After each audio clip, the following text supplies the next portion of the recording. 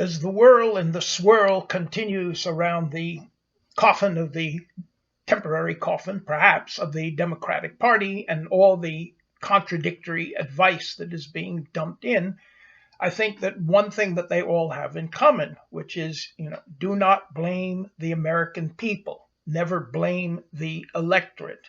Look into yourself. And I certainly agree the Democratic Party does not go nearly far enough. The Democratic Party is often cowardly.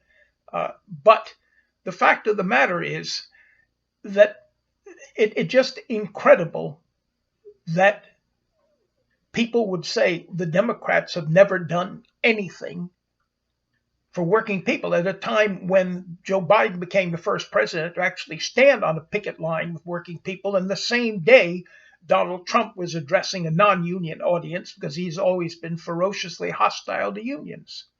And yet, a lot of union members voted for him. I think sometimes, at the risk of being called elitist, I think sometimes one has to recognize that people collectively as well as people individually make mistakes.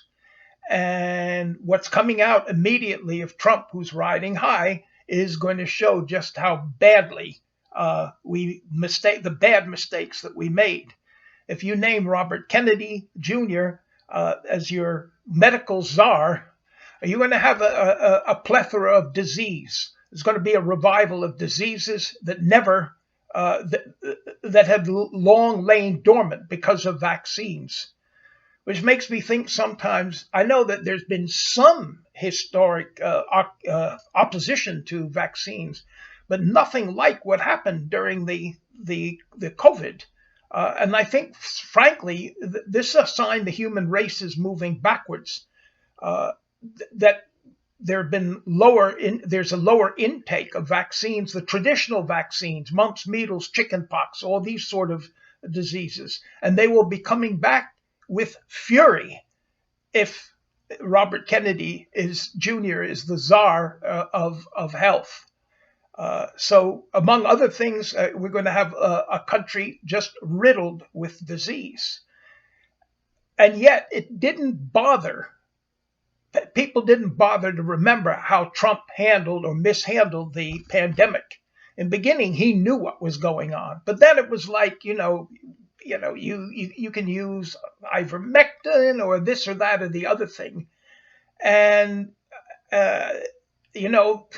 Americans died at an incredible rate. It's supposed to be the wealthiest country in the world. It was one of the wealthiest in terms of harvesting human deaths. So that's another thing. And then it comes to climate change.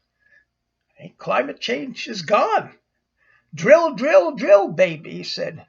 And none of this seemed to have any effect.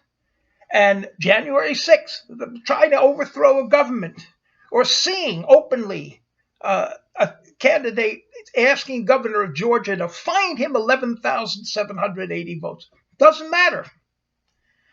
And again, I have to come back to the point that there were plenty of people who voted for Harris who also suffer from the inflation. So I have to ask myself and ask you, when this happens, some still understood that democracy was at stake, but most people didn't seem to care. And that worries me a great, great deal. I just think that, maybe there's a history. Italy welcomed Mussolini. He was going to be the man who was going to fix it all. And he was very popular for a long time.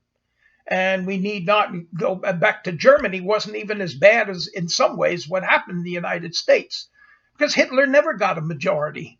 But he got a high enough support and strong minority support so that if any piece of the coalition against him broke, he would be in power. And sure enough, a party with 8% managed to put him over the line, giving him their support. And we know the rest that happened. And I think once he took power, I don't think that there was much resistance in Germany. And I'm afraid that could happen here in the United States. That that Trump could override all the supposed guardrails, which are a lot of BS, as has already been shown. And didn't we say in America everybody said no, nobody's above the law. Nobody's above the law. Well, the Supreme Court decided otherwise. And so I wonder if the Trump regime really goes fascistic, and it's starting to look that way, whether there will be any significant resistance.